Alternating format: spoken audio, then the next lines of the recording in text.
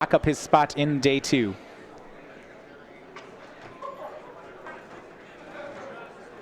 Both of these decks actually playing Dark Dwellers. The Red-Black Dragons deck we see from Matthew Holloway playing 2 Dark Dwellers actually does not playing any of the Flamewake Phoenixes you normally see in the deck. So this one's actually going bigger than you'd expect, which I think should be good in the matchup. Yes, yeah, I just said that Dark Dwellers is a point in Eric's favor. Well, if the other side has them too, that can't be bad.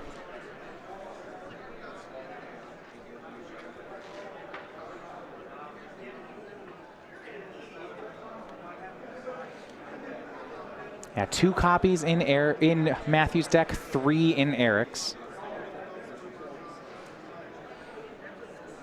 Though, to be fair, I almost feel like the Dark Dwellers are better in Eric's deck. When you look at the cards that they're going to flash back, Eric with Abzan Charms, Crackling Dooms, Kolaghan's Commands, 10, I would say, premier cards to get back. I guess 11 if you count Ruinous Path, which is pretty decent as well. Yep. Matthew is more flashing back. Read the Bones, Hordeling Outburst, Draconic Roars. Yeah, given the choice between flashing back Crackling Doom and Fiery Impulse, I believe that that's kind of a no contest issue. Sure. Looks like Rill is on 6 cards, contemplating his scry now. It's on the bottom. And with that, we should be underway here. This is really one of our first looks at the Mardu green deck on camera. Yeah, deck that put a couple players in the top 32 last weekend. No top 8 berths, not even top 16, a little bit shy of that, but still a very powerful deck, a deck that Chris Van Meter speaks very highly of. It certainly is a Van Meter style deck. Powerful, mid-range. Not surprised to see him liking this one. And just going to be some basics traded by the players. Yeah, I believe that those are unlimited basics for Rill. Yes. You can tell the inking is darker than it would be on Revised. Yeah, like these a lot better than Revised. They're still white bordered, so, you know, cut that out. But fine choices if you have to be white bordered. All right, first play this game is going to be from Holloway, it looks like. Talked a lot about how this Red-Black Dragons deck is so powerful in the mid-game. Has a questionable early game. Yep. Not much before turn 3, especially without the Flamewake Phoenixes. However, it does not look like Holloway will be punished for that. He's going to have the first play of the game, and that's going to be a Hordeling Outburst. It's really his only option on turn 3, right? There are Hangerback Walkers that would be a little behind curve.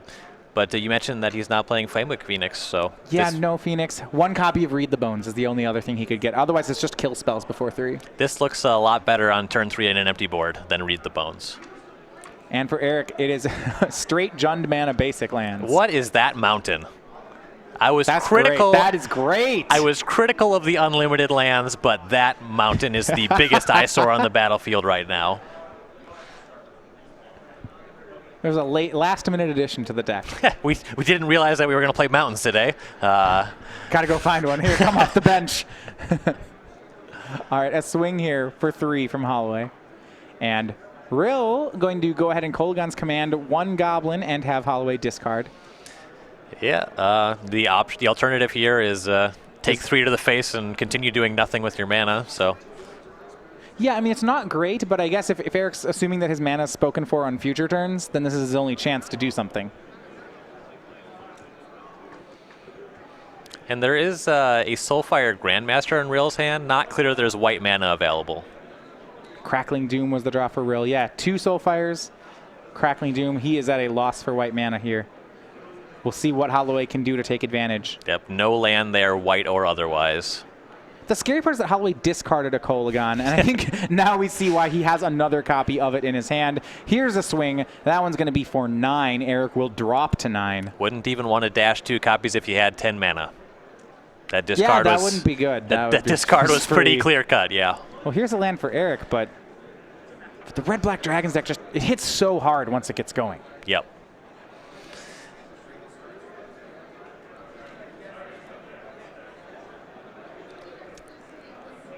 Has the ability to fetch up white.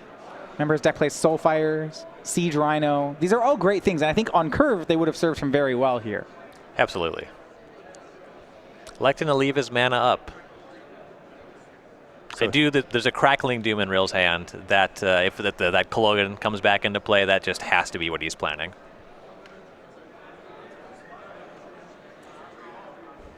And here's a dashed Kolagon. Eric's going to fetch. Yeah. Not going to let that attack trigger happen.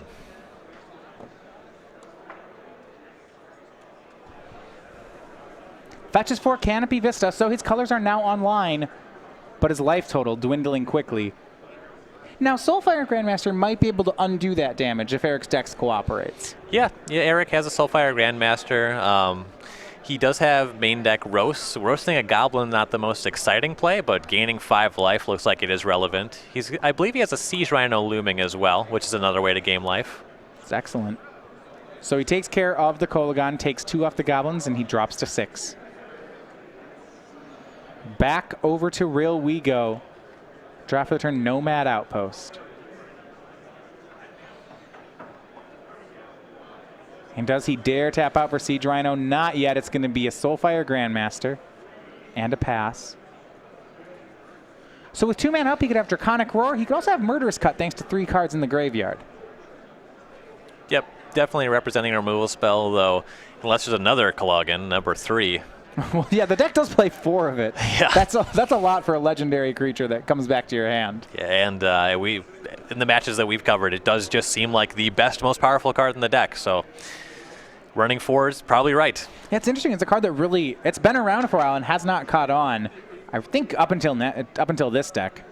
Yeah, there has not been a highly considered actual player in the metagame that has featured that card previously. Land 7 for Matthew. Does he? Are there more Kolagons? Oh, there sure is. He's going to start with Draconic Roar on Soulfire, revealing Kolagon. So there's not just a Kolagon. There's also a Searing Blaze. That puts Eric to 3. Well, 3's not lethal. I think Murderous Cut's going to happen here. Here's Kolagon dashed. Yeah. It'll be cut down. We'll go to 1. I believe that Rill, he has that Siege Rhino. I believe he has a second Soulfire Grandmaster, so he's not dead. Well, because he plays Goblin Dark Dwellers, it's actually important whether or not he leaves. Which kill spell he leaves here is not trivial. Mm-hmm. He'll leave Crackling Doom. Worth noting, Holloway is hanging out with the Haven of the Spirit Dragon. Another land means one of those Kolagons is coming back to fight again. This turn at that, too. And that may just be too much to come through. I feel like Eric may be priced into Soulfire Grandmaster here. Or into Siege Rhino, rather. If he's going to play Soulfire, he's hoping that Matthew has nothing. Which I guess is possible.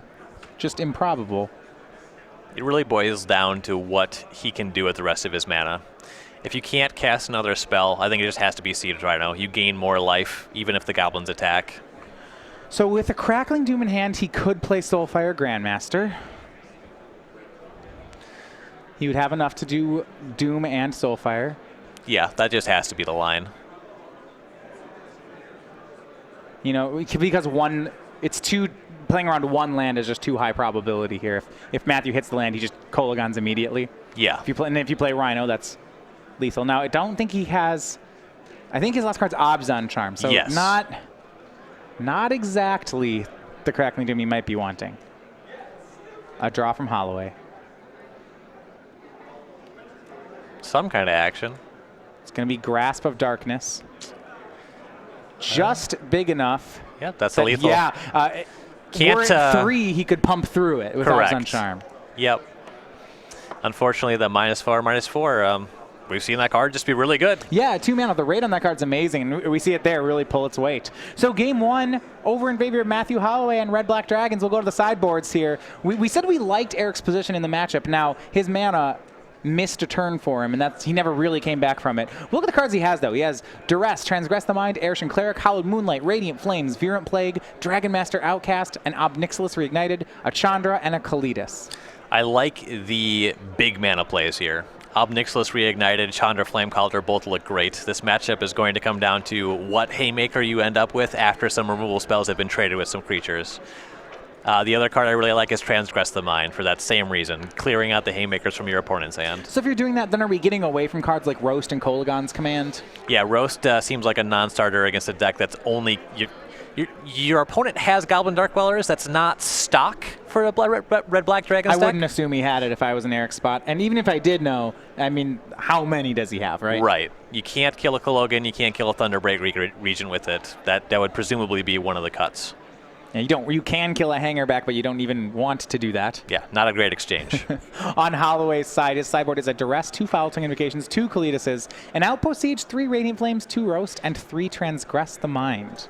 I like Foul Tongue Invocation against Rill both because he's pressuring your life total with cards like Crackling Doom and not presenting a lot of different creatures. So it'll trade 1 for 1 and gain 4 life in a lot of situations. That seems great in this matchup.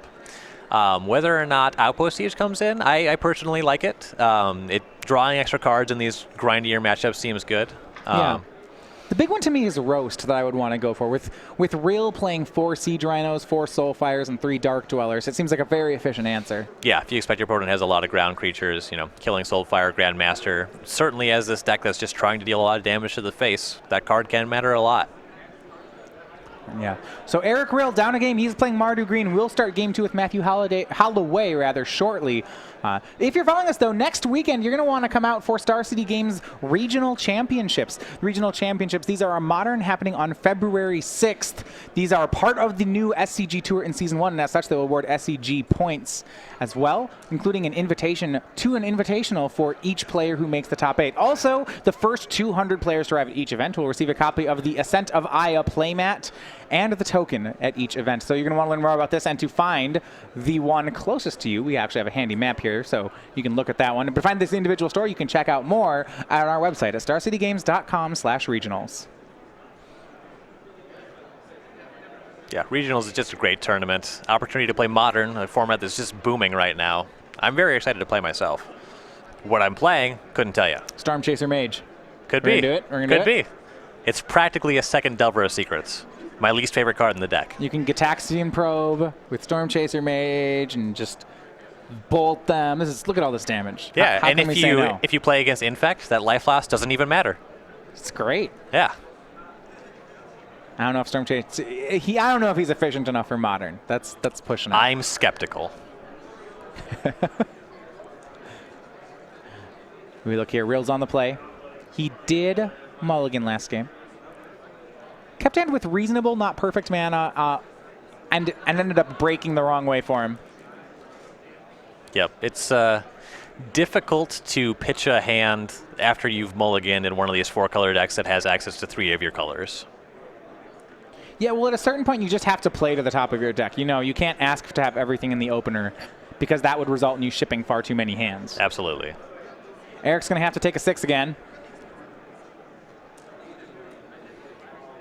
Holloway is not big on mulliganing. Just good 7-card hands all the time. Well, the best strategy is just to draw a good 7. Yeah, Holloway's figured that out. And that's why 6-1. Yeah, helped him along to this great start. I find that my best tournaments are the ones where I use that strategy. Yeah. Yeah, tournaments when I mulligan don't go as well as the tournaments when I don't. Yeah, general. that's why the right strategy, and I have to keep reminding myself that the correct strategy is to keep 7. Yeah, sometimes you do win these games when you mulligan, but don't let that distract you from the fact that not mulliganing is better. All right, looks like Eric's keeping on 6. For again, the scries to the bottom.